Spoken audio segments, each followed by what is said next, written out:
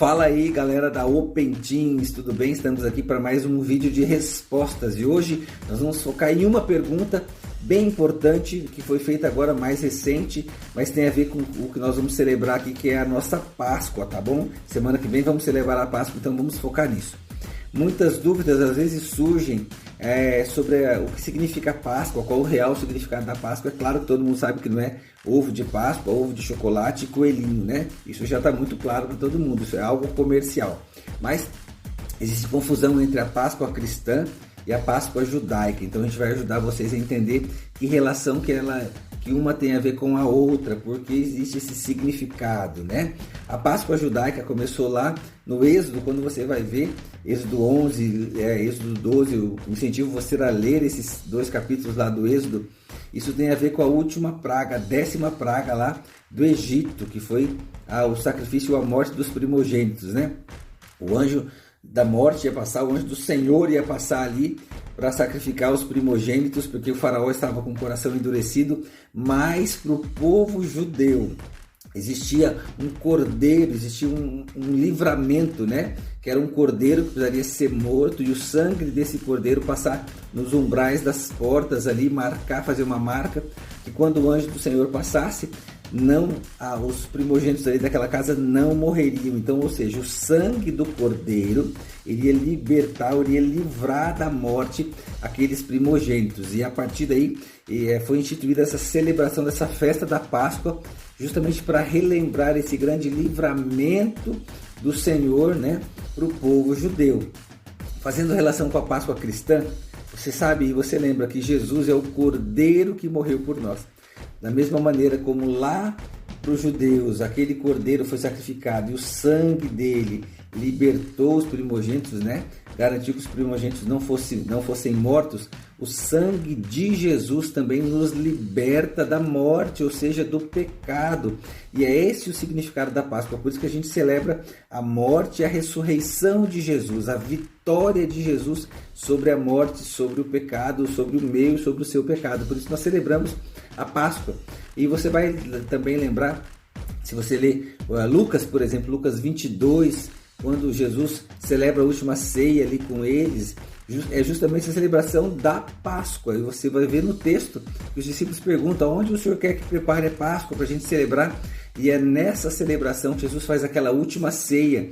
E isso tem a ver com uma aliança.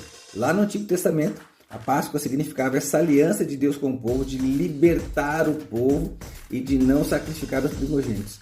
Conosco, Jesus traz uma nova aliança, tanto que quando a gente celebra a ceia, por exemplo, que a gente lê 1 Coríntios 11, o texto lá de Lucas também fala a mesma coisa, tá bom? Mas quando a gente celebra a ceia e fala de 1 Coríntios 11,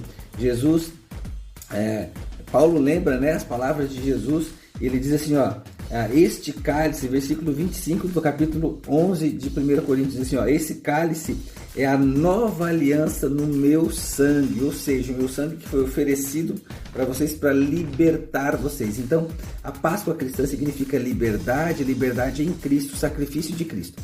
A Páscoa judaica também significa essa liberdade lá do povo. Judeus cristãos ou judeus messiânicos, judeus que acreditam em Jesus, celebram também essa Páscoa. Eles fazem a Páscoa deles, né, pela lei, pelo memorial deles, mas eles também celebram essa Páscoa cristã. Isso, só para você entender o contexto, quando começa, por que a data da Páscoa é agora, depois você vai entender. Aí tem todo um movimento que aconteceu lá no século IV, no Concílio de Nicéia. Muitos cristãos celebravam em datas diferentes a Páscoa. Aí foi estabelecido um consenso para que todos os cristãos celebrassem a Páscoa na mesma data. Isso tem a ver aí com uma questão de equinócio. Você vai ver equinócio da primavera, você vai estudar sobre isso, depois você vai pesquisar, né?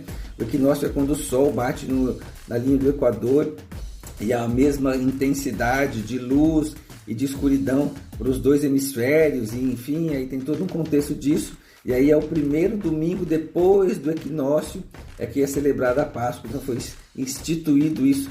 Mas aí a gente vai, por isso que a data se modifica, a Páscoa não é sempre no mesmo dia, né? Então foi celebrado isso, ou foi convencionado isso lá no Conselho de Nicéia, tá bom? Entendeu? Então a Páscoa cristã, sim, significa a morte, o sacrifício de Cristo, o sangue dele derramado para libertar a mim e a você do pecado, a mim e a você da nossa condenação do pecado. Nós não vamos mais precisar morrer espiritualmente, né? Jesus nos libertou. Então, celebre a Páscoa. O meu desafio para você é: comente sobre isso aí, estude, leia esses textos, leia os textos que falam sobre a última ceia do Senhor, o Evangelho de Mateus, Marcos, Lucas, eles falam muito bem disso, tá bom? Procure lá, Lucas é o capítulo 22, por exemplo, você vai olhar no capítulo 22 de Lucas e você vai ler todo esse contexto para você entender isso, que a Páscoa cristã significa essa nova aliança, o sangue de Cristo que foi derramado por nós na cruz para nos libertar. Assim como o povo foi liberto do Egito, nós também somos libertos. Então, a celebrar a Páscoa não tem a ver com celebrar uma festa judaica. Não, a Páscoa cristã tem a ver com celebrar a morte e a ressurreição de Jesus, que nos libertou da escravidão do pecado. Tá bom? Deus te abençoe.